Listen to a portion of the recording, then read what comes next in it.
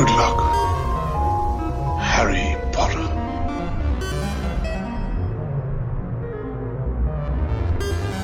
Well, cover me with eggs and flour and bake me for 40 minutes. Hello, and welcome to ScreenMasters with me, Bav. Me, Fluff. And today, we are back round to TV, so we are going to be taking a little journey through the Expanse, which is a TV show started by Sci-Fi some years ago. I think it was, wasn't Yes, it? it was, yeah. And then it went to Netflix? No, it was cancelled. Sci-Fi kept making it, but then it was on Netflix. It was cancelled after season 3 Yeah. and then picked up by my good friend, Mr. Jeff Bezos. Indeed, Amazon. Mr. Jeff Bezos, he's the only person who likes him. Just because he saved the Expanse, Yeah, generally. pretty much. Not because of his work practices. It just reminds me of the South Park episode. Yeah, let's not go there. Yeah, we're treading on water. Exactly. So, before we get into it, we are going to hit some news. I believe Fluffy has some news for us. Yeah, not a lot. But I a couple would of bits. just briefly like to turn to the page where I made these notes. You're going to give me a quote. I am, you see, Come because on, now I'm we're going to go, after the last episode, obviously a bit of time has passed. So now Sure. I would like to quote the famous words of Jimmy Cliff and say, I can see clearly now, the rain has gone. Okay. Yeah, Yes. that one popped into my head about 3 seconds after the Travis one. Right, okay. As right, an answer to the Travis one. Ah, right, See? understood. Works. Understood. So yes, hello, welcome to this episode. We'll get into the news in a minute, but first let's just do the housekeeping. So, you can find us on YouTube. As you can see, we've got a lovely new background now. You can see our lovely faces, he says. Yeah, I'm not sure about that. But go over to the YouTube channel. Go to YouTube, type ScreenMasters, Bite Back Media. You'll find us. Give us a like, subscribe, leave a comment if you want to on any of the videos. We check them all. If you want to support us more directly, you can go over to the Patreon site and search for us there and donate at any tier from $5, $10, and $15. With tiers of $1, $10, and $15. exactly if you wish to. But you know, if you don't want to do that, just do us a favour. The YouTube, we can monetize that as long as we just, if 10%, 1% of our audience, of our listening audience, went over and liked that page, it'd be damn near on its way to being monetized. So if you could just do that for us, even if you don't watch the YouTube, I don't care. Just please go and put that like on there and that subscribe to the feed, and that will help us out no end. For how to get to all of this stuff, it is as usual, facebook.com/The ScreenMasters. Top of that page there is a pinned post with links to all of the places you can find us, including your favourite podcast networks that we assume you're listening to us now if you're not watching us. But there we go. I've had enough of that, so let's throw it over to you and let's get some news. Okay, so nothing too major on the news front, just a couple of points which I'd spotted over the last, week or so, which I thought would be worth mentioning, stuff that you may not know. Firstly, that Doctor Strange 2 has lost the director in Scott Derrickson. He has, due to creative differences. I Yes. knew you were going to say that. Yes, the age-old creative differences approach. Oh, brilliant. Yes. So we've got our first phase 4 that's dropped it because of creative difference. All I can say is that he is still on board as an exec producer, so he's still involved in that capacity. But yes, he has left as director. At the moment, there is no front runner for taking the position on, but we shall see about that one. I mean, it's quite a hefty film. It's got a lot baggage with it, I feel. I think there's a lot to do with it because TV series, Scarlet etc., Witch etc. is going to be in it, and so her Yeah. series must affect it in some way. And I've read a bit of rumoured casting this week that Christian Bale might be joining the cast, but they're not sure in what role. Yes, I've read similar take it or leave it at things. this point. It's obviously this being early to mid-January at this point. Well, that was the last we knew at this point. He's supposed to be being cast, but we don't know who has. But oh dear. Yeah. Another on the Marvel side, is Hawkeye has been delayed indefinitely at the moment. It's been pushed back, apparently. Well, this is the thing. When they say indefinitely, it's like basically they've shoved it back on the back burner of the slate. I don't know whether this is because their initial first choice, Haley Steinfeld for the role of Kate Bishop, has kind of fallen through, and that they're not really sure where to go with that. Oh yeah, she'd have been a fab. I watched Bumblebee would. again the other day. I She's so good in that film. Very good. So we shall see. Obviously, Scarlet Witch kind of got pushed a little bit closer, so it's been pulled because I think the rumour mill on that is that it's doing quite well. Everything's pretty much done, so they pulled that a little bit closer. So we'll be getting that, I think, before the end of this year. Interesting. So yeah, but it's kind of shaken things up a bit. I think She-Hulk in there, Ms. Marvel in there. I think they're obviously leading a bit of a difference in terms of what they wanted now that they've put the slate in place. Mm-hmm. Hopefully this won't disappear entirely, because I still think, a Hawkeye series would be absolutely fantastic. Yeah. Yeah, and like you say, I was all in for a Kate Bishop one, definitely. Yeah. I mean, having read the Matt Fraction, David Aja run on the Hawkeye comic, I love that. I've got that in trade paperback. It's a fantastic run. Yeah, hopefully that won't be delayed indefinitely. Definitively. Yeah, then we'll come back again. I'd like to see that. Yeah, and the final bit of news, which came as quite a pleasant surprise for me, Ex Machina, the Brian K. Vaughan graphic novel, is being turned into a movie.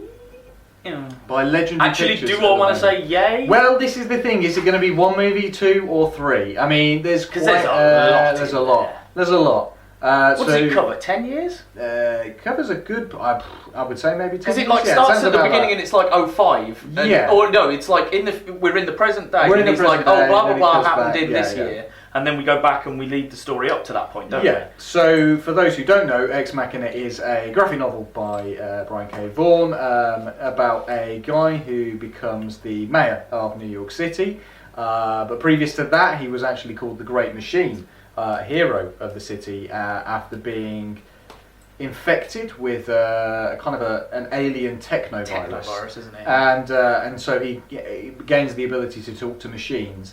And it's very, very topical because there is a 9/11 scene, which when I read it, I was like, wow, okay, well, we're touching that, which, again, it's been long enough that maybe they can do something on those. Either way, it's a Brian K. Vaughan Well, it was an story. alternate timeline. It was an Wasn't alternate Not the timeline. alternate Yes, history like yes, it was Tarantino yeah. does. It's totally distances itself from the world we understand. Yes, of course, Or deviates itself off at that point. But yeah, so another Brian K. Vaughan. So we've now got Ex Machina, we've got Why the Last Man working on the TV side, and we've also got Paper Girls as well, which I had finished reading, and I'm intrigued to see where all this stuff is going. So just a couple of noteworthy He's like the new things Robert there, Kirkman. They're like, hey, let's pick up everything you've ever done, pretty much. and then only one of them works.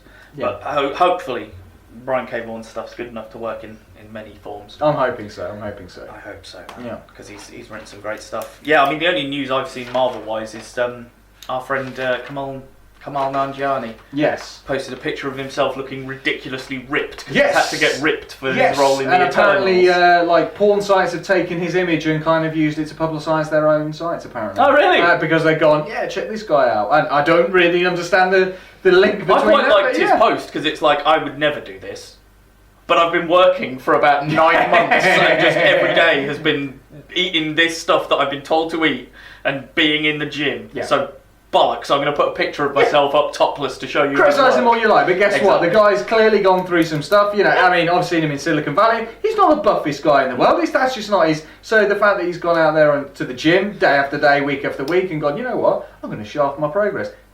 More play to you, man. Yeah, why not? Why not indeed? Just reminds me of the Ricky Gervais's comment at the Golden Globes when he said about, do we have a category for the biggest junkie in Marvel movie? Yes. He was like, you're not actors anymore. You're just athletes who spend all day in the gym, eat loads of chicken and take steroids. Yeah. And it's like, okay. It's not pretty much too dissimilar to what the reality of that is, I'm sure. no, They're not going to take maybe not the but steroids. Yeah. Yeah, it is funny though. But yeah, because I can't imagine. They all seem to do so much work, and it's just days and days in the gym and eating chicken. Yeah. Plain boiled chicken. Or Plain boiled chicken. Lovely. Unless they're vegans, in which case I don't know what they eat.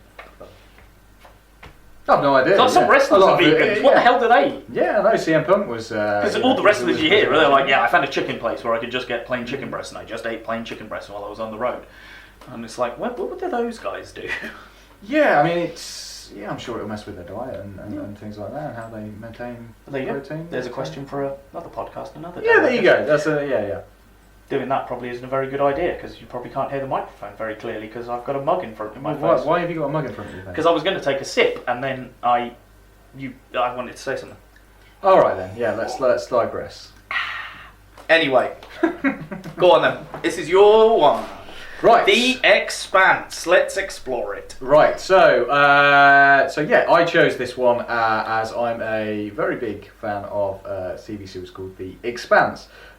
Which is a sci-fi show which is based on the novels of James S.A. Corey. Now, this is actually a pen name of two individuals. Now, one of them actually used to be the personal assistant to George R.R. Martin. I didn't know. Yeah, so, I didn't know it was a fake name. Yeah, it is. So two dudes who kind of came together. Pseudonym.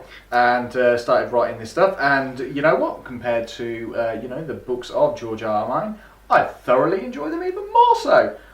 So we are a good, 8, maybe 9 novels in now. Okay. So it's, I'm a novel or so behind, but that's just because I refuse to buy hardbacks because they're too heavy to hold. And it's that thing of when if your first one's a paperback, you kind of want the rest of it a paperback, don't you? You don't want to mess it up. Yeah, exactly. Right. Okay. So just to kind of cover the general plot of the series, we're going to kind of break it down. When I was plotting this podcast, it was not the easiest one for me. I didn't know how to approach this for very many reasons. Now, I'm going to cover the plot, I'm going to cover the cast, and then I'm going to cover the science behind the show before we kind of delve into season by season. Cool. It wasn't the easiest way of trying to figure this out, but there is so much for me to cover that I figured let's do it in this way. So, the general plot, set hundreds of years into humanity's future. 23rd century, I want to say. I think the 23rd century is mentioned at some point. Sounds about right. I mean, it's a good, couple of hundred years. So I'd say 23rd, 24th century. The solar system has slowly been colonised. Mars is now colonised. A number of asteroids and various other entities have also been colonised to some degree. Mars and Earth are kind of the two main factors of the system. The belt, as it's referred to, kind of holds it all together. So we've got people living out on asteroids, on Ceres Station, on various other kind of similar asteroids.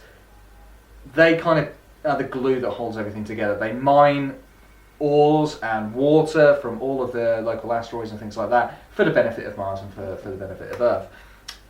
So what happens is basically when an individual named James Holden answers a distress call for a ship which is in distress, turns out that the whole system is going to kind of be at odds, and it begins a search for answers to a huge conspiracy which will change the future of humanity forever. Now that's quite I love that sentence. That's written by a marketing department of a TV I wrote that myself. Did you? I wrote that myself. You should have a job in marketing. There you go. There you go. So yeah, that's kind of the loose plot of it. We will cover the seasons one by one as it goes, but one of the things that actually attracted me to this is also the completely diverse cast of people I've seen before, people I've not seen before, newcomers, experienced veterans. So I'm going to quickly run through some of the characters just so that we've got an understanding. So we've got Christian Avasarala, played by Shariah Agadushlu. I don't know. Right. Because I know her name. Yeah. And I wrote it down, and then I thought, I'm just going to call her Avasarala. Yeah, Avasarala, yeah. Who is one of my favourite characters, not only in the book but in the TV series. She's of Persian descent, the actress, yes. And I absolutely adore her. She was the terrorists' parents in a series of 24. Yes, she was. Yes, indeed. Yes. And I remember her from that and various other things. She's been in a great many things. She's awesome. Basically, a political power on Earth, kind of. A heavy presence on Earth as somebody that kind of oversees the government, etc. We've got Thomas Jane as Josephus Miller. What a casting! I mean, honestly, I could not think of anybody better. Yeah, obviously, I haven't read the book, so I don't know whether it fits it, but he's perfect. I can't imagine anyone else doing that role. We got Stephen Strait, who I hadn't realised was in was it 1 million BC or something like that? Oh, really? He was the main guy in that, which I never knew I've until never recently. heard of him. Yeah. Never heard of him. But again, so playing the kind of main protagonist in many respects, James Holden. We've got a Brit, Dominic Tipper, as Naomi Nagata, who's just absolutely fantastic. I absolutely love her. The fact that there's a Brit in there as well always pleases me. A Brit with the name Dominique. Sure. As well. Yeah. Wes Chatham as Amos Burton, a truly wonderful character that really doesn't even describe the depths of how we get through to this guy as the series progresses. You slowly uncover little bits, but a very brutish looking character. He's got so much depth. He is my favourite character. I figured that he might be. A long way. Yeah. And when I first saw him, because we're both huge fans of Firefly, and I think you can draw comparisons between the two. At certain points, anyway. Certainly in like season 2, there's a very big feeling of the crew of the Rossi, and they feel like a proper crew family. We start to get that feeling. And the first time I met Amos, I was like, oh, so you're Jane. You're the Adam Baldwin role. You're just the brute meathead who's an idiot. Who's just one-dimensional. But like you say, with him, just the more it goes, and you see him react to things, and you're like, huh. I didn't think you'd react that way. Yes. But it doesn't seem out of character because it makes sense. And to me, did you ever read Mice and Men at school? I read it for English Lit. Yeah. He reminds me of Lenny. Okay. Who was the one who wanted the rabbits and the alfalfa fields. But loved rabbits so much that he squeezed them too hard and killed them. And he when he finds someone that he likes or is nice to him, he's like, I'm going to make sure that no one ever hurts you. And it's like, wow. And it just totally makes me think of Lenny because he is this he will kill someone and he has got no emotion at times. Yeah. Like you say, as we go through, there's bits where he's talking to someone and he's like, look, I know you're angry and it's because I did this and you want me to say sorry. I'm not going to. Yeah. So can we just carry on? And it's like, huh, that's fair enough actually, because then they've got the choice of going, no, you're a dick, I don't want to have anything to do with you, or going, yeah, alright, let's just crack on. Yeah, his relationship with other people later on develops, and I've got a few scenes particularly I've picked out as we go through. Hopefully we'll get but the point is, he isn't the one-dimensional meathead that you think he's going to be. Absolutely not. Cass Anvar as Alex Kamal. That guy has a name that should be in Star Wars. Like his real name, Cass Anvar. Sounds like a character from Star Wars. I saw it because I saw it on the. I was watching it on Amazon Prime, so it's got like the little X-ray thing where you see the cast down the side, and I flicked it just to see what his name was, and I was like, Cass Anvar. I thought his character's name was Alex. Yeah. And I went, oh shit, his real name is Cass Anvar. That's cool. So he's the Martian pilot who, again, we discern a bit more about his history as the series progresses. The great Chad Coleman as Fred Johnson. I love Chad Coleman. He's great in so many things. I'm not right. He was Tyrese in Walking Dead, wasn't he? Yeah. Yeah, all too briefly, so we won't go on that. He also appears in their best show on TV, Always Sunny in Philadelphia. Oh, does he? Yes, he does. We've got as the series progresses, we've got a couple of other additions. I'm literally just naming a couple more. Frankie Adams as Bobby Draper, who I really didn't like to begin with. Absolutely fall in love with Bobby. Fan-fucking-tastic character. Absolutely fantastic. And again, as we get through to some of the later seasons, I've got things to say about her because I wanted more. Yeah. More of her. Cara G as drummer, who is kind of Fred Johnson's number one. She's really interesting. Really interesting character. And like the actress as well. I'm not sure where she's from. She's got really distinctive I think she is voice. British. I believe she's British. Could be wrong. We've got Jared Harris as Anderson Dawes, who is just a phenomenal character. I don't feel that I got to know him that well. But I think he's in the first season, isn't he? He's in the first season. I'll be honest, I didn't in the second. watch all of it. I watched recaps for season 1 and 2, and then did 3 and 4 because I hadn't seen them. He pops up a little bit more in the books, but I understand, as is everything, with TV from books to TV, they've had to make concessions here, there, and everywhere, and I understand that. I'm hoping that at some point, at a later point, he will appear again because his character is very important to some of the kind of developments. Because he's still there. Yes. I'm thinking of season 4, and we see like Chad L. Coleman and him pictured together on a thing, don't we? So he is still there and still an active character. Yeah. But I don't know, maybe Jared Harris is too busy, they can't afford to get him back for the bit, or like you said, maybe they're just holding his story back a bit. I think it is. And then we'll see it when it becomes relevant. Because although he may play a bit part occasional starts, like a conversation over, interspace or, tight beam, as they call it. Tight beam, yeah. Aside from those kind of conversations, a bit more to the meat of this role doesn't come until a little bit later. So I'm hoping that he does return. Terry Chen as Prax, who you can't help but mention, because he's a great addition to the cast. It's a shame that he's not in it for as long, without giving too much away. And then finally, I'm just going to mention one guy from the latest series, Burn Gorman. Burn Gorman. Yeah, as Mercury. See, that for me, it was brilliant. Absolutely brilliant. He is fantastic, and I've got some notes on him as well. I saw him, was like, it's you! Yeah. Because I've not known his name, because for me, he's Charlie Day's sidekick in Pacific Rim. And I can't remember anything else he's been from. I tell you what though, if you looked at his IMDb page, he's in Torchwood. He's in. He was also in Always Sunny in Philadelphia as well. Because if you look at his IMDb picture, it's like him in like 19th, like Victorian regalia with a big wig on and stuff. It's a hilarious picture. Oh God, I'm gonna have to or maybe check it was that out. on the X-ray on the Amazon Prime, the cast bit again. But the picture they had of him wasn't a standard headshot. It was like him in full Victorian regalia, looking like he was in a period drama. It was really funny. Just as a side note. Yeah, yes, I love him him. in a good few things. Where's Ashford? I've got Ashford. No, look, I've got Ashford there. Just literally. Fucking love Ashford. Yeah, I know. Unfortunately, because I remembered Ashford at a later point, I haven't actually got the actor's name. Yeah, I don't have the actor's name either. So yeah. But I mean, this is to name a few. There are so many other people. Elizabeth Mitchell, I know, pops up. Yeah. I really can't stand her as an actress. Oh, I hate her. And I was hoping that she wasn't going to drag it down. I feel Unfortunately, she did drag it down. Plays the same. I mean, they got the right person for the role. Yes. For the role that she plays. Yes. She suits it. Yeah. But yeah, I feel like I've seen her in about 3 TV shows, and she's played the same character in all 3 TV shows, and it's like, oh come on. Yeah.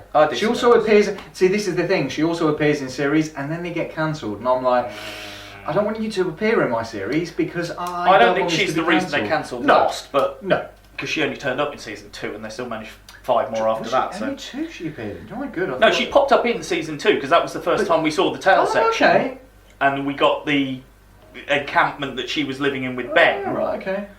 At the beginning of season 2. You remember it. You clearly remember it a lot better. I'm sure it's season 2, not season 3. Because season 3, I'm fairly sure the end of season 2 into season 3 of Lost was the flash forward episode. We may have to where we thought we were flashing back, and actually it turns out we were flashing forward into the future. I wouldn't want to watch it all, but I think it's one that might. I wouldn't want to watch it all either, but I do think it's one of those series again that's been coloured by the ending. I still say, you caught me at season 2 of that show. I was so fucking in. Oh yes, so was I. I fucking loved it, but I don't think you can throw away all of that goodness. There is some fantastic stuff in there. How emotional was it when Charlie got killed? How emotional was it when this happened? When that early on, there was some really good stuff. It's just, unfortunately, all the shit they were setting up, they got no fucking idea how to pay off. That's a conversation for another day. We'll focus on it's good as long as you've got Ashford there somewhere. Yes, no. I did mention Ashford. Unfortunately, I didn't jot down the actor's name, so apologies for that if you're listening or watching. Right, so, but like I say, the cast is absolutely immense. Now, I've heard it in loads of things, like talking about sci-fi shows don't show people of ethnic origins in prevalence and stuff like that, and I'm like, have you ever watched the fucking Expanse? Because if you haven't, you probably should do. They made a whole thing about Sonequa Martin Green, becoming like the face of Star Trek. Don't know if you watched the Expanse, but I'm pretty sure they've kind of got you beat in that respect. I think it's difficult though, because if you look at the first series, who drives the first series? Thomas Jane. Yeah. And Holden and Miller. Sure. Drive the first series. But that's not there to aren't say a huge that amount of women or they're white American males. Yeah. But at the same time, I would argue that Avasarala and Naomi Nagata pretty much front those and two Cass kind of Anwar roles. is obviously of ethnic descent. I don't know where he's from. So, but as it goes, like you say, there are people of colour. There are females in prominent roles. Not playing second fiddle to white males all the time, and getting one over on the white males sometimes, and then showing to be, particularly in the most recent series, the who is it who's going for the positions of power? It's women. It's a woman walking away, or it's a woman versus a woman. So you're jumping ahead. Sorry. Jumping ahead there. But that's like a general comment. Anyway, Karen. But no, yeah, it is. This cast is absolutely fantastic. It just seems to get better and better as the years progress. I only have one, and we've already spoken about this off pod, that they recast Abbas Sarala's husband in the latest series, which really did annoy me. I mean, it's not even that I'm upset that they recast someone who I think fit perfectly with her and who she had real chemistry with and played off. Yeah. Because I've seen those two play a husband and wife before in another TV show. I'm sure I have. I would almost go as far as to say he was the Muslim, like the dad in the thing, but I don't think he was. I think it was the Slumdog Millionaire, the guy who's asking the questions. Yes. I think he was the dad. Yes, I think you're right. I think you're very right. But I'm sure I've seen her and the original guy, like you say, from series 1, 2. Yeah. I'm sure I've seen them as a couple before. Yeah, so that was the only upsetting cast. I just don't think the other guys are as good an actor. I just didn't. There was no chemistry between the two of them. But we'll get there. We will. So I mean, that was the cast. I mean, brilliant cast from my side.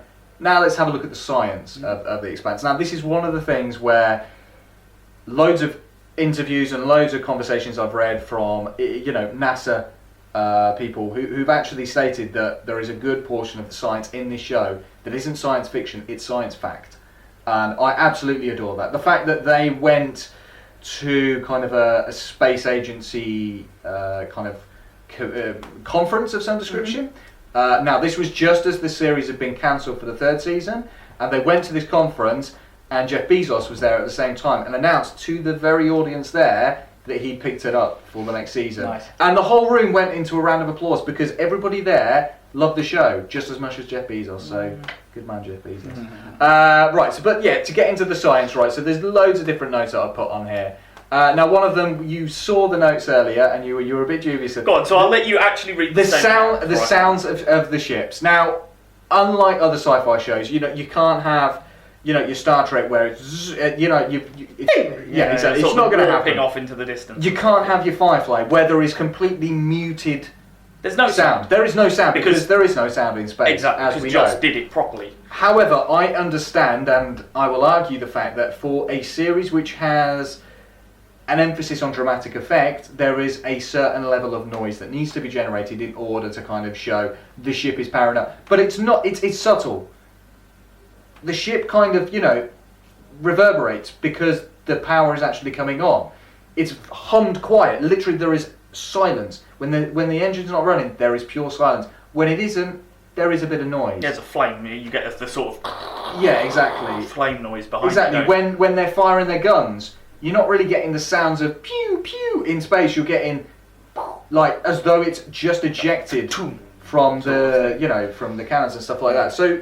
That's something which I understand. I get it, and I've learned to live with it. Because Firefly is the only show that I've ever seen that has done sounds in space properly. Yeah. Because everyone else, like you say, I get it. You need to do it. You want to do it for dramatic effect, or to imply that something's happening, or so that when you can hear the engine, and then suddenly you can't hear the engine, and something's wrong, or I get it.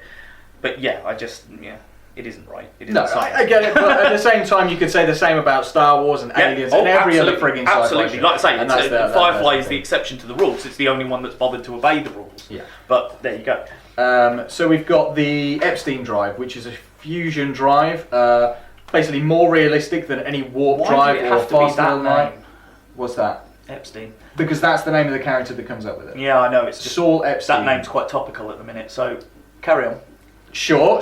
I'm pretty sure they didn't come up with that. No, they didn't. And there is a wonderful little segment in one of the episodes which kind of explains like how he develops this. It was kind of purely by accident that he develops this drive, but it gets to the point where when he's actually out in space and he's using this drive, he realizes that he can't turn the engine off. So he ends up dying as a result of the gravity imposed on him because he's going at these immense speeds that he wasn't prepared for. And he's basically stuck at a chair and he can't move his arms because if he does, it's basically going to snap in half and he has no way of turning it off. And as horrible of a thing it is, it just shows that he was a scientist and that was his experiment. And I really enjoy that. Again, it's kind of emphasised a little bit in a separate chapter to the books. It's kind of a separate thing. So the fact that they included it in the series, I was very impressed by. Zero G is one of the biggest things that I think is really prevalent on this, which is the impact of bone density, like being born in space. You've got the Belters, a culture and a people who are born and bred and live in space. They have no gravity for them to be able to understand like bone density and how it can impact. So they have to have drugs in order for them to be able to live in space. In the books it's described a little bit more that they're a little bit more elongated. They're all very tall, very thin, because that's as a result of living in a zero-G environment. Yeah, there's no gravity restricting your weight, your height growth. Exactly. It's also an interesting, on that zero-G, it's only something I realised the other day. I do think they've got a problem there a little bit, but we'll get to that later. But I never thought about, like Star Trek, for example. There's always gravity on the ships and stuff. And you watch The Expanse and you would think there's always gravity on the ships because they're all just walking around. But you start to realise more and more, oh, hang on, no, it's the boots. I was just about, that's they're in one of the total other things I've got on my zero-G, note, yeah. apart from the boots holding them to the ground. And that's not been done before. Because we always assume there's, either you watch films and there's always a spin creating gravity, which fair enough, and they do have a ship that can create spin gravity at one point, but only one. And I just feel that helps with the realism. Because yes, in 200 years, we're not going to have developed artificial gravity without, like I say, spin gravity works. It's scientific fact, in a scientific way. But yeah, without that, without something spinning it, pushing it to the out, creating the gravity, how would you create gravity on a ship easily? You wouldn't, because it's too hard. So you just make sure you've got boots that stick you to the floor, and that's all you need. And the thing is it's not a throwaway thing of, oh look, these are boots. It comes up on numerous occasions throughout the entirety of the series. Somebody will click their shoes and then be landing on the thing. And it becomes an important point to remind you that yes, they're in a zero-G environment. It has a huge impact. We've also got, dealing with injuries and things like that at various points. Somebody might get injured, they get shot, they get hurt, they get crushed against something. Well, you're in a zero-G environment. That's not that blood is not going to coagulate. But here's my problem. Go on. So in I think it's series 3, we do get a lot of people injured. Yes. And we're pretty much told in one scene that having internal bleeding in zero-G is essentially a death sentence. Yeah. How was everyone okay in season 1 and 2 when they got shot then? Okay. How is everyone okay going forwards? I can explain that. Someone gets shot in zero-G in this particular thing, and suddenly it's the end of the world. Yeah. But last series we had someone get shot and no one was panicking. No one was going, by the way, this is a death sentence. There is a reason for that, because at the point where they are in season 3, they are trapped in a speed zone. They have no way for the ship to be able to pull a speed at which gravity is then imposed. No, I understand that. But if a lot of the Belter ships and like the Rossi and that, they've never got gravity. Yes, they have. It's the gravity, the G is the speed at which they're going, which is where later on they have to take drugs. When they're going at a certain speed, they have to go at a certain speed. They have to take drugs because their body is not going to be able to cope with the G's. Oh. So that is how in this speed zone. Okay, then I'm really confused. I'm not sure the TV show explains that. I thought it did very much so. The only time I've known people to take drugs in it is Holden in the latest series is injecting himself with something that becomes relevant later on, and is a treatment for cancer, I believe, isn't it? And then Nagata is taking drugs that I was under the impression were to increase bone density and muscle density. When they're in their chairs, when they do the flip and burns and things like that, when they have and they've got the tubes and it goes into that, and you see this horrible liquid, and they're sitting there like, and it's like ice in their veins. That is the chemicals which are imposing the restrictions on. Now I get that in the Mars when Bobby and Avasarala are in the ship. Yeah. Yes, I know what you mean multiple times throughout the series. It's one of the first things in the first episode because they do a flip and burn because they're going after the ship, like the first ship that they come across. Sorry, come back to the Behemoth. Yes. Or the Medina, as it ends up being called. Yeah. That only generates gravity through spin gravity. Correct. It's motionless a lot of the time when we see it. They don't have the spin gravity going most of the time, it would appear. Yeah. So they're all in zero-G. Yeah. All the time. Because the ship isn't moving forwards, at that therefore it's point. not generating G, At that point, yeah. and they haven't got the spin turned off. Yeah. We'll get Basic- there. Well, I think we'll get to that a little bit later. 'cause- Just because they've thrown up that you can't have one thing and not the other. If belters can cope in fake gravity and artificial gravity, why can't they cope in normal gravity? Because it's still pressure being exerted by a gravitational but force that they're not used to in the belt. But again, this is the thing, like at various points, Naomi, when she gets to season 4 and she takes the bone density drugs so that she can go down to the planet, it doesn't necessarily sync up with her straight away. No. At various points they talk about it on the ship. Yes, as a human, Holden, and as a Martian, Alex, and as a human, from Earth, sorry, I should say, Amos, they can deal with the restrictions of G's a little bit easier, whereas somebody born in the belt can't deal with that. So that's one of the things. It doesn't necessarily emphasise it as much in the TV series, but it certainly does occasionally in the books, and it emphasises the fact that if this carries on, Naomi's going to be the first one to die because her body is not built to withstand the pressures. So, but Yeah, I did get that. but that's fine. But so anyway, that's Zero G, and there's many other things that kind of come along with that. There's a beautiful scene where Alex is drinking beer, and then he kind of does a little spin and a little rotation at one point. Just a beautiful, wonderful scene. Again, emphasising that impact of Zero G. We've got space in general. The Battle of the Ships. There's no shields at this point. There's no shields and shit like that. When there's a tungsten steel, boom, coming through their ship, it flies past their head and destroys a monitor. And that realistic kind of damage to a ship, if it was an inch closer, it would have destroyed their fusion drive, and boom, they would have been blown out of the skies. Again, there's no tractor beams. It's grappling hooks, essentially. Yeah. And when the grappling hook fires through the shell of the ship, it fires through the fucking shell of the ship and opens and then pulls back again, you know? Yeah.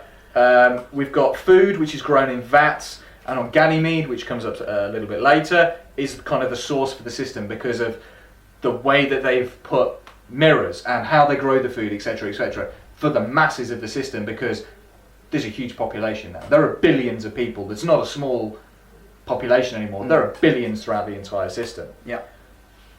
Air and breathing on the ships is very important. Prax, whose character comes up in season 2, eventually kind of explains the significance of having plants in space and on stations and on ships and things like that. Undertake a project, don't they, to sort of put loads of plants in the Yeah, ship. Prax panels, as Amos later calls them.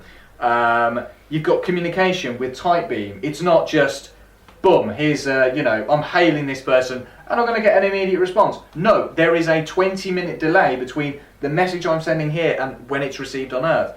Again, a realistic impression of the actual. Because again, like you say, they're doing Tight Beam is a laser beam, and they literally fire a laser out the front that contains the beam, because that's what you would do.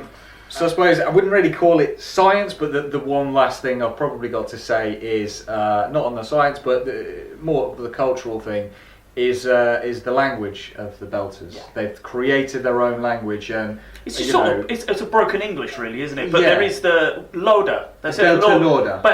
I don't know what that means, but they say it quite a lot.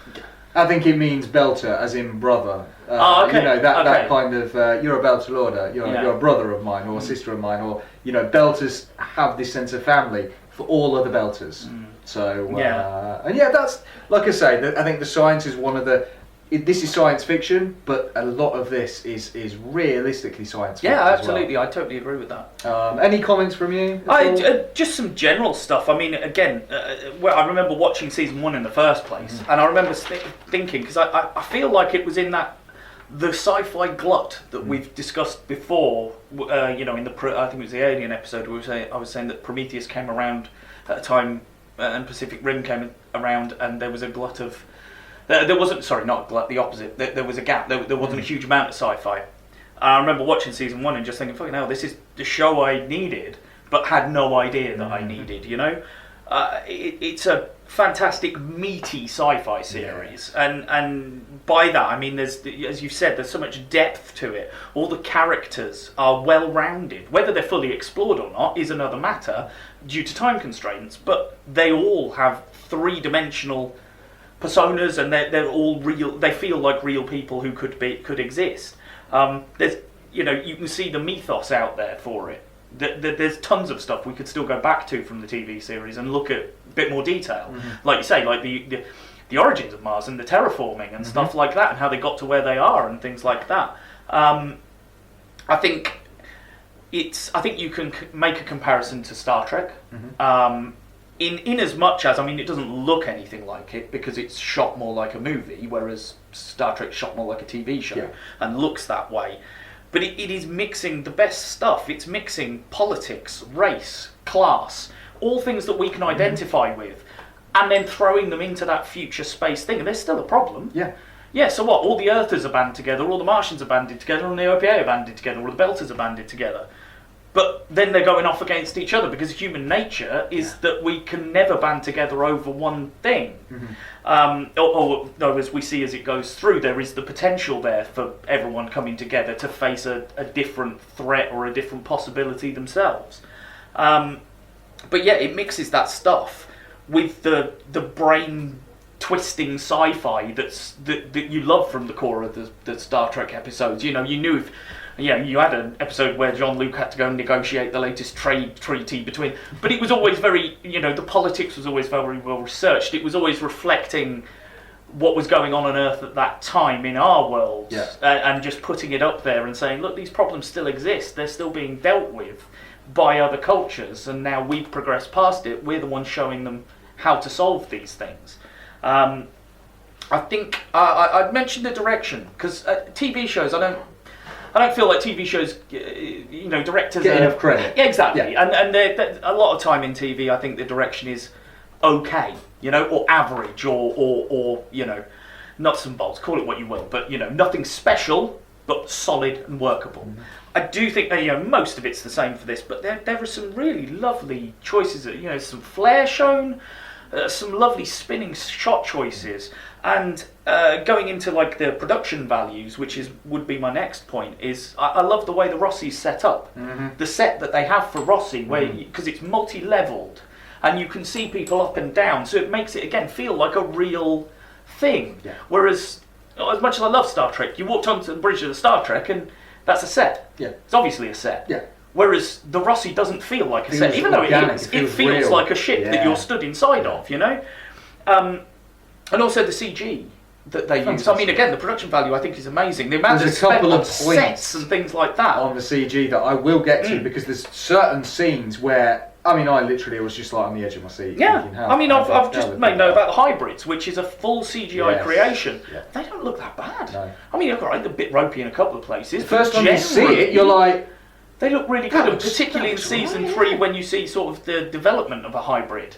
That looks cracking. Considering it's network TV. I mean, I'm thinking back to our good old favourite Smalley and how much I bastardised, Doomsday and all that sort of shit. And I mean, even the mod Narrowverse. God Almighty, the CG they use there is crap, and this was being made by Sci-Fi. It was network television originally. And the production value astonishes me from that perspective. I think that's about all I've got to say generally then. So I've just got some points for the seasons. Okay, so we'll start going through the seasons. Now, I'm not going to dwell too much, just for those of you at home. I'm not going to dwell too much on the seasons because I'm going to kind of go through them one by one and just kind of address certain big points or big kind of situations which occur, but I'm encouraging every single person that's listening or watching this to go and watch this show. You can find it on Amazon Prime. I would also encourage you, if you're a reader, to go and read these books as well, because honestly, I absolutely love them. But let's get into it. Let's get into season 1. So basically, season 1 starts with Julie Mao, a girl who's trapped inside the confines of a ship. We don't really know much more than that. She manages to break her way out, comes across this weird looking alien goo, and basically screams because it looks alive. That is the crux of how this series starts, and I think that's great because it adds that science fiction behind it, a little bit of fear, a little bit of terror, a little bit of horror. What the hell is this? What the hell is out in the open? The fear of the unknown. Fear of the unknown, yeah. So we kind of follow the ship, the Canterbury, which Holden, Nagata, Alex and Amos are all a part of the crew, and basically they're sent a distress call from this ship, which Julie Mao was on. And basically, this distress call wants to be batted away by the captain. He doesn't want to answer it because it means that they're going to be delayed and their trade of ice that they picked up, and he doesn't want to do it. But Holden is a good-natured person, and this is where it kind of begins to set the fall for him, that he wants to answer this call, and does. He answers this distress call, logs it, and they have no choice but to go to it. Turns out it's a trap. It's been set for them, and then their big ship, the Canterbury, gets blown out of the sky. And this begins the crux of the series, that the Cant has been destroyed. Who has destroyed this ship? Was it Mars? Was it Earth? Was it the Belt? Nobody knows. So we've got these sudden three factions kind of suddenly pitted against each other. At the same time as this is all going on, we've got Miller, who is on the space station series, who has suddenly been given this case of a missing person, Julie Mao. So he suddenly becomes engrossed in this investigation. Who is this girl? Where is she? How do I find her? You get the feeling that he's a shady character, that he's not necessarily Mr. Green Cut, but he's probably going to get the job done, or a kidnap job, as he refers to it. So that begins to unfold, and he begins to unravel more and more of a conspiracy that's going on involving Earth, involving Mars, involving the Belt. Who is the power at play here? We obviously learn later on. While this is going on, the Rossi gets rescued by the crew of the future Rossi gets rescued by Martians. Is it Tachi? The Tashi. The Tashi, yeah. So they get rescued by Martians, taken on board, interviewed, grilled. You know, there's this cool scene where the Martians, because, again, it's in the future, they take these drugs where they just pop this little round ball in their mouth, and then suddenly their pupils become fully dilated, and they can pick up every twitch and every micro expression. There we go. Which is just, again, one of those beautiful little things. You kind of watch it. They're being grilled, they're being interviewed, and all this is going on. Eventually the Martian ship is taken over by these unknown cohorts at this point. The crew of the future Rossi basically manage to escape onto the Tashi with one of the Marines, who dies, and they're left in charge of the ship. Eventually they christen it the Rocinante, and Fred Johnson comes to help them out, gives them a bit of information, leads them on the right path to discovering who blew the Canterbury up and why. So it begins this kind of whole story of, okay, what's going on? Who's actually in control of the system? And as we learn, there's more and more going on. The series itself and Anderson Dawes, so this is where Jared Harris... Just to stop there for a second. Series is a station within the Belt. Yes, is it? Correct. Yeah, okay, it's one of the. My head. Yeah, it's kind of co-owned, they suppose, by Earth and Mars. Kind of, it's an important part of the Belt. Would that but it's basically similar to Tycho? Controlled. Yes. Tycho Station. It'd be another that sort of thing. Yeah. Okay. So while this is all going on, they're basically going down the threads of what this whole attack on a ship and other attacks on Martian ships, and what does this all mean? And eventually it leads them to, okay, we need to go to Eros, which is another of, I think it's Jupiter's moons, I believe.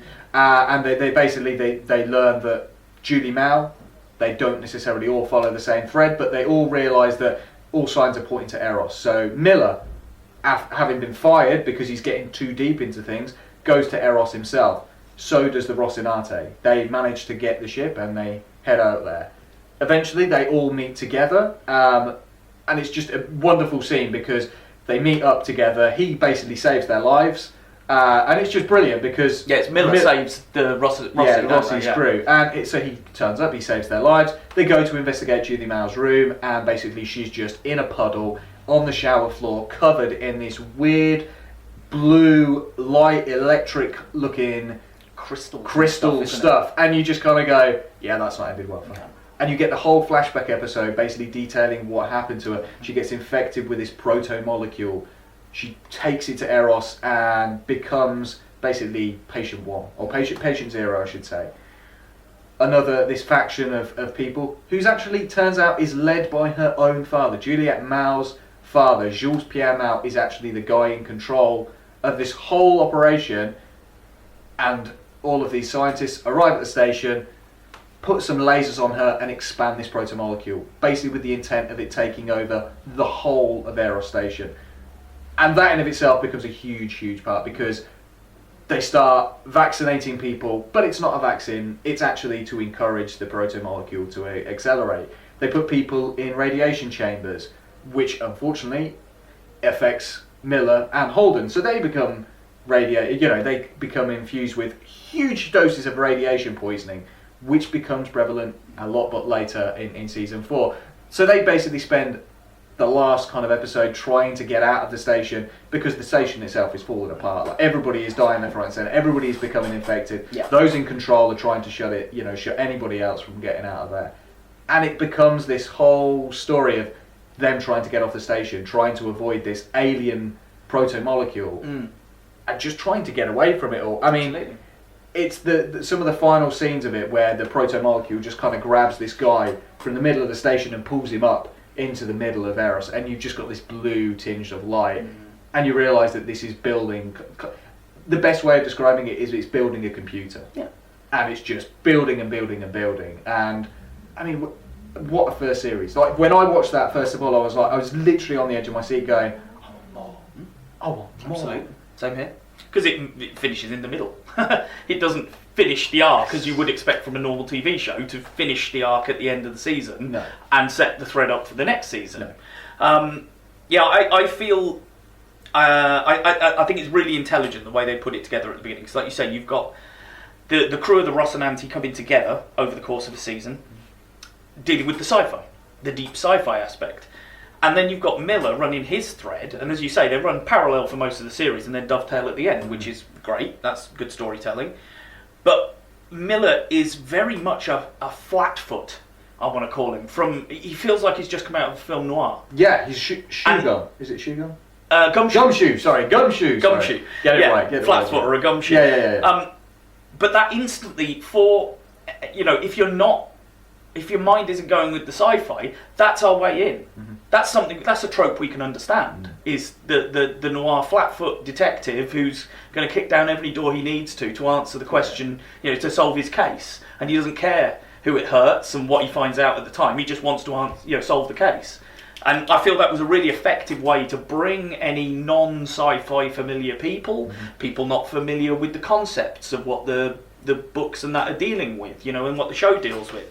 It's a really good way in, so that you get familiar with him, and then as he learns the sci-fi stuff that he doesn't know about, you're informed as he goes along, and you feel like you're getting those waves of knowledge, and going, oh shit, so this connects to and we're discovering things as he is, and that's really good, because when it does dovetail, you understand what's going on. Like you say, the camaraderie of the crew of the Rossi builds, because they, at one point they're at loggerheads. They want to fight each other because they don't know who's a traitor, who's genuine. And eventually, by the end of that series, you're just like, this is a family unit now. They've formed that bond, and it works, and it's good.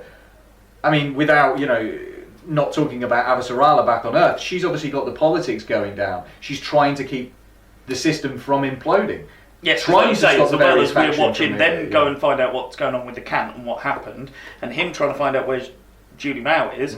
We're watching Avasarala, and obviously it's kicking off between Mars and Earth and the OPA. From She's just trying to put the pieces together, because they're all blaming each other for destroying the Cant, and they don't know who did. So she's trying to, like you say, put the pieces together and figure out what the hell's going on from a political point of view. But it's good. Like I say, it mixes. Like I said in my first bit, this Star Trek, it's that mixing the politics, the race, the class, the stuff we understand that we deal with in our daily lives. It still can exist further into the future, even when we wouldn't think it would necessarily, but it does. I mean, they talk about they talk about the ships, they talk about the gravity, they talk about the medicines, they talk about the things that we discussed on the science side, and it's not a throwaway point. They explain themselves, and they make very good points as to why things are the way they are. So again, you're not a novice sci-fi person coming in going, oh, okay, this is... No, they're actually giving the explanations to you, which I think is wonderful. So we move into season 2, which begins with kind of the introduction, I should say, of Bobby Draper, who is a character to begin with. You're not really sure. She's a Martian Marine. Clearly has this idea that she can go out and fight every single Earther, as she likes to call them, and basically win the day. She's just a grunt at this moment in time. She's gunnery sergeant, and we don't really know much about her, but she seems like a bit of a grunt. Little do we know that she's going to become such a huge point. The tension between Earth and Mars is even more prevalent now because Eros has been quarantined. There's some shit going off there. Miller effectively becomes part of the Rossi crew, which is a beautiful, wonderful thing to see. They have this wonderful meal sitting around, like Alex has made them this lasagna, and they're all sitting around, and after Amos and Miller have had a little bit of a scuffle between the two, they sit down and Miller just tells them about this story about how they basically, busted a cheese syndicate or a bunch of people that stole a load of cheese, and turned out all the cheese went missing, and everybody and it's just this wonderful scene, and there's just this sense of family sat around. And like I say, I think it's around that time when in the season 2, probably around that time when I did, like I say, I there was a picture of them or something, or a shot of them all together, and I was like, you are the crew of the Rossi. Yeah. And so it was really nice. It progresses that they basically want to find out who has been in control of Eros. What the fuck is going on there? They want to find the people responsible, because it's a tragedy. Hundreds of thousands of people have died on this station for the sake of a science experiment, essentially. So they go after these scientists, and Miller becomes part of the ground crew, not on the Rossi, but he's still part of them. They break in, they kill loads of scientists because they're with a bunch of people that don't really know any better. They manage to save one guy, and they're quizzing him. The guy in charge, they're quizzing him, and he makes such a compelling argument for what they're doing that it scares Miller to the point where he shoots him in the head. And that's just brilliant, because it's not a case of, okay, we're just going to see this guy. No, boom, pulls a gun and just blows his brains out. And I can't remember whether I'd read the book or watched the series first, but I remember when I got to that point, I was like, well, shit, that just happened, didn't it? It just becomes a little bit more real at that point. Like, okay, people are going to die, and this shit is not going to go down. Yeah, cool. At this point, a good portion of the crew are kind of in the know now. Okay, right, there's this protomolecule out there. The system is beginning to understand the significance of this. Now, Miller at this point is shunned by Holden because he's just killed a guy, and that completely goes against Holden. And I understand that, and there's then that tension there. While all of this is going on, again, Avasarala is still back on Earth trying to unravel this mystery. Yeah. Suddenly finding that the Undersecretary Erin Wright seems to be part of this conspiracy, as well as Jules Pierre Mao. An assassination attempt goes out on her, so she then recruits somebody she's known from her past, a guy called Coiter.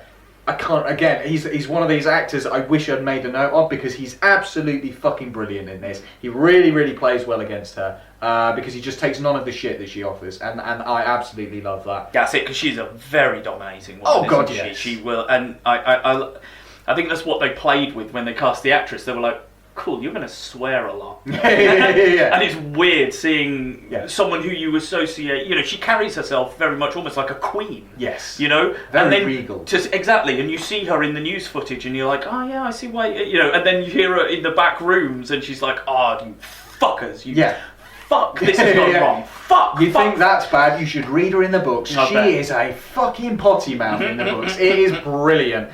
She has an assistant in the books who she treats absolutely appallingly. Yeah, I bet. And he kind of relishes it as well, because he's just like, oh, we're there. A bit like Lloyd from Entourage. Yes, a little bit, yes. At the same time as this, Bobby is on a ship, being deployed, to Ganymede to kind of farm detail, as she likes to call it. She wants to go out there and she wants to fight.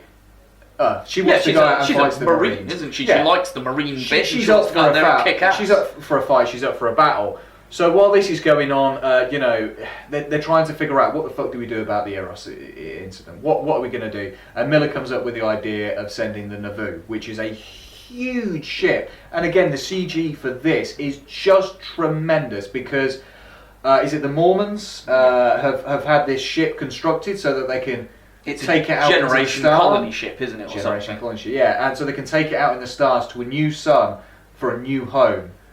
And this thing is absolutely enormous, and it's kind of been picked up a bit in the first season, slowly into the second. And Miller comes up with the idea of basically firing this ship at Eros to destroy it, and everybody kind of goes along with it. Holden becomes part of the plan as well. And the Rossi needs to be there to make sure and manage any resistance that's going to happen. So they come up with a plan to go to Eros to blow the thing up and send it into the sun. As expected, shit does not go the way it's supposed to. Of course. Miller It'd be funny if it did. Miller gets stuck on Eros because the bomb that he's holding is about to go off if he doesn't put his finger on it every minute or so. The Rossi crew doesn't really know this until the last possible minute. And as this all goes about, the Nauvoo is getting closer, and then suddenly the whole asteroid just shifts completely out of the way, defying physics as they know it, because the protomolecule has become aware of their plan to sabotage which we it. didn't know at this point. Yes. The protomolecule Is could react self-aware, and was an entity, Yes. a sentient life form, like you Yeah, say. so watching like the ship move and then the whole asteroid just kind of shift out of its way, again, and Miller's just like, what just happened there? The crew is just like, completely flabbergasted as to what's just transpired because they have no idea. They suddenly start crunching the numbers, realizing how much heat, and again this goes back to the science, how much heat of a fusion reactor can cause this to do this, and again the science is all there, and they have to figure out what the hell are we going to do to destroy this. Now again, I don't want to go too much into the details because there's a beautiful scene of Miller kind of taking the bomb inside there and finding a protomolecule version of Judy Mal. And the little interaction there, and basically trying to stop Eros from flying into Earth, because at this moment in time, that's exactly what's going to happen.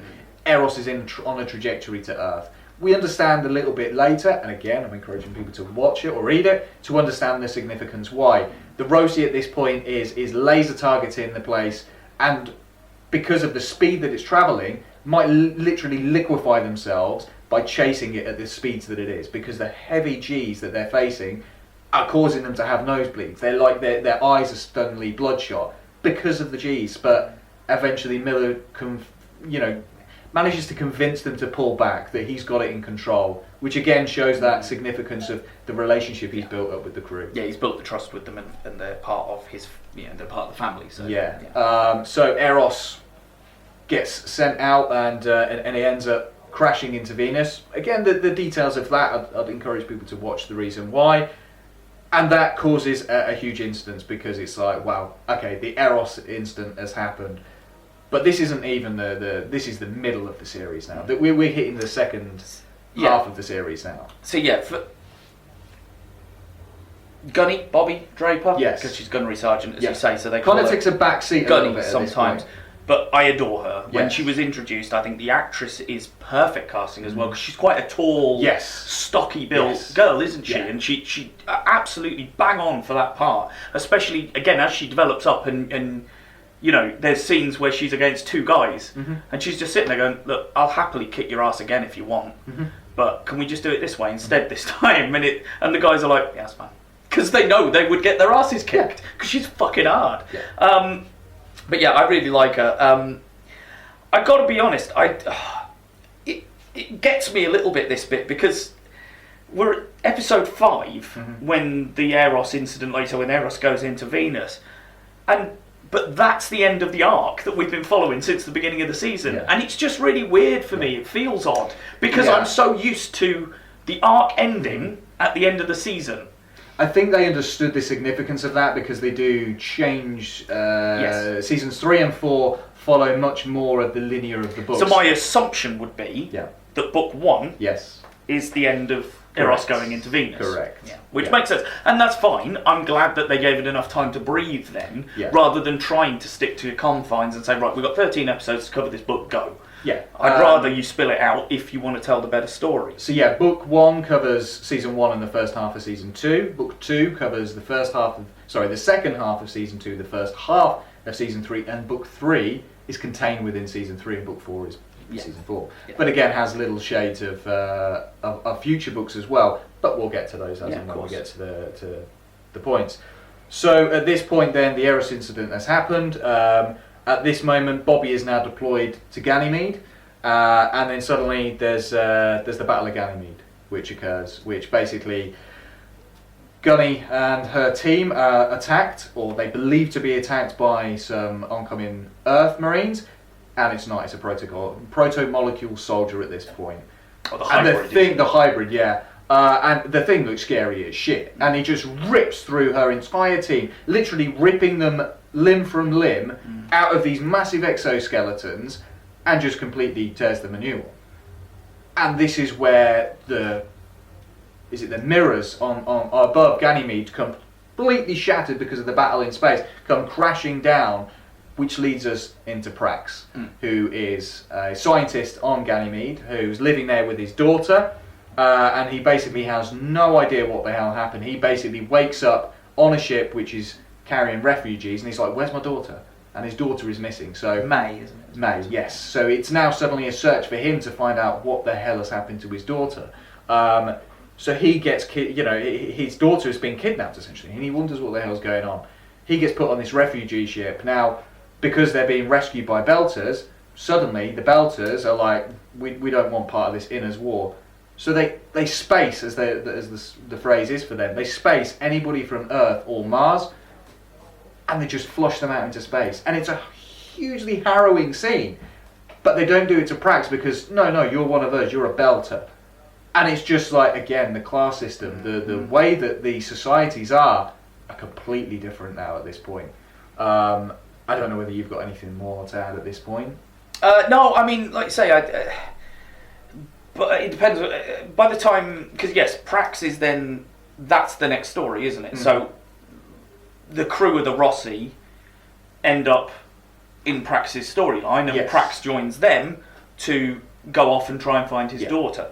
And that's where we end the season, is in the middle of that search, because we're in the middle of a book, I now understand. Yes. But yeah, it's nice, and again, it's a new character coming in, and it's like some of them, because when we get to seasons 3 and 4, there's new characters introduced, and part of me was like, I wonder whether that character didn't get introduced until this book, or whether this character had been a background character in the first 2 books, but obviously we don't have time to cover them properly in a season. Yeah. So you just wait till the season that they're actually important, and then you just make sure you chuck an episode in explaining who they are and where they've come from. Yeah.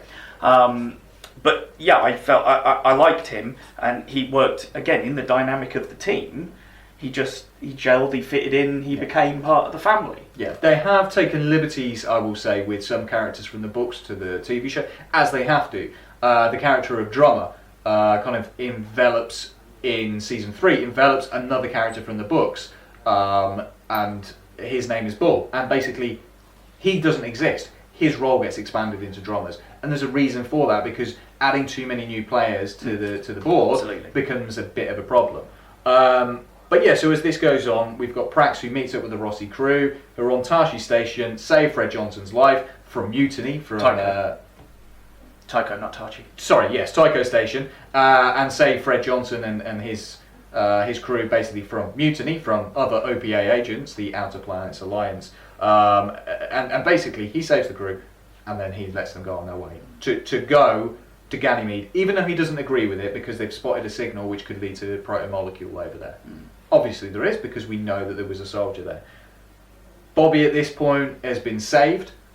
She's the only survivor of everything that happened on Ganymede, and is ferried off to Earth to basically sit in front of the people from Mars and Earth and give an explanation as to what happened and how it all transpired. And she begins the unraveling of this conspiracy within her own government. She doesn't believe it to begin with, and then slowly but surely the evidence is so much in front of her that she has no choice but to understand. And I think that's something you see as well, is the Martians are blind to any wrongdoing on their part. Quite a lot of the time they won't accept the notion that someone from their culture could be behaving in this way or behaving in that way or lying to authority or whatever, because it seems so against their culture. Her interactions with Avasarala were always going to be wonderful, and she's asking her, Avasarala's just asking some questions, and they're like, do you have to answer this? She said, I'll ask anything I fucking want, thank you very much. And again, it's just poignant. She's like, I'm a senior member of this team, I will do whatever the fuck I like, thank you very much. And then their interactions a little bit later, when Bobby kind of breaks out and gets away from the Martians, and it ends up kind of being a confidant of Avasarala, and kind of becomes her bodyguard as things progress. Which, I mean, is just a brilliant pairing. Those two together is just fantastic, as we later learn in season 3 as well. So basically, they've gone to Ganymede, the crew of the Rossi have gone to Ganymede to try and find some semblance of Prax's daughter, to try and find some semblance of the proto-molecule, and exactly what is going on there. and they get caught in further of the conspiracy. They meet some scientists. The hybrid, as you've correctly labelled it, breaks out of its prison because they accidentally throw a grenade in and it gets set free, which is just fantastic. And it breaks free, and then that's it. There's the hunt for them. But at the same time, Naomi is still feeling the guilt of the Eros incident because she didn't save enough people. So she's like, okay, you go do that. I'm going to go and try and rescue as many people as I can. She starts. I think they start to introduce the seeds of her separation. Yes. It kind of upset me because you can see it coming, and I was like, no. Yes. This season is the first time I felt like you were all a family. Don't start sowing the seeds of dissent to split you back up again. But of course, over the course of a season, it does happen that way, and the seeds are planted for what becomes relevant later on. Yeah. So again, there's a wonderful speech that she gives to people, basically saying we can only save like 50 or so people. That's it. There is not enough air on the ship. There are hundreds of you trying to get on it. We can't save all of you. And it's the wonderful speech that she gives and tells this massive bulking guy who's basically trying to sort the people out to go on the ship. And she tells him the story, and eventually he understands the significance of her losing her Belter brothers and sisters. They all lost brothers and sisters, as she puts it. And eventually he places her, and she's like, no, you have my spot. And then eventually, no, he puts her in the airlock, and he's like, your job's not done yet. And the rest of the Belters are stood there. After having a bit of a panic, they accept their fate, that they're going to die, but they do it with dignity. And that is one of the really poignant moments of that season as well. Naomi knows that she cannot save anybody else, has no choice. She's had to, medically, pretty much put Amos into a coma because he won't, stop her. And it's just a brilliant, part of that series. Absolutely. And, Mars and Earth are dealing with all of the issues, death, everything that's going on in the belt. Avis Arala and Jules Pierre Mao meet up on his ship, and then suddenly Aaron Wright comes on and he's just like, actually, I've just killed the head of the Martian government, get back to work, and by the way, you can feel free to kill her. And that's just like, boom, let's end it on a cliffhanger. And I was like, oh, you bastard, I have to wait a year for this. That's it. And the Rossi escapes, but they've also got a stowaway of of the hybrid. They managed to get it out of their ship. They managed to kill the thing, and at the same time, a science investigation that is going on Venus throughout this entire second half of the series, trying to understand what this proto-molecule is. And their ship descends into Venus, and then suddenly at the same time, and this is where it's very important because it kind of emphasises this on the book as well as the TV show, that when they kill the hybrid, the same thing at the same moment on Venus is when their ship gets torn apart, and that visual for me is incredible. Phenomenal. And again, the way that then works through is that it's a deconstruction. Yes. They don't realise they're killing anyone. They just want to understand what's watching you. So they take it all apart into every single one of its component pieces and then put it back together. Well, don't put it back together again, but to see how it works. And like you say, that then continues forwards. And this is the thing about the show, is because it's based on books, it knows where it's going. It knows the story it's telling. It knows where this thread is going to end up, so it can set stuff up way in advance. And then when they actually want to pay it off, it's like, oh yeah, you set that up right, didn't you? I forgot about that actually, but you did do it. And I think it's amazing. But as you say, I think we'll have to leave it on our own cliffhanger for that. Yes. And I think we may cover seasons 3 and 4 in the next episode, ladies and gentlemen. We'll call this one a two-parter. So for now, thank you very much for joining us on our journey through The Expanse. As always, go to the YouTube page, do all the stuff you should do. If you want to support us on Patreon, you can do that. All the links you need are over at facebook.com/The ScreenMasters. Facebook.com/The ScreenMasters. Go over there, give it a like, send us a message, tell us what you think about the show, and we will see you next episode for seasons 3 and 4 of The Expanse. For now, I've been Bav. I've been Fluff. And this has been ScreenMasters.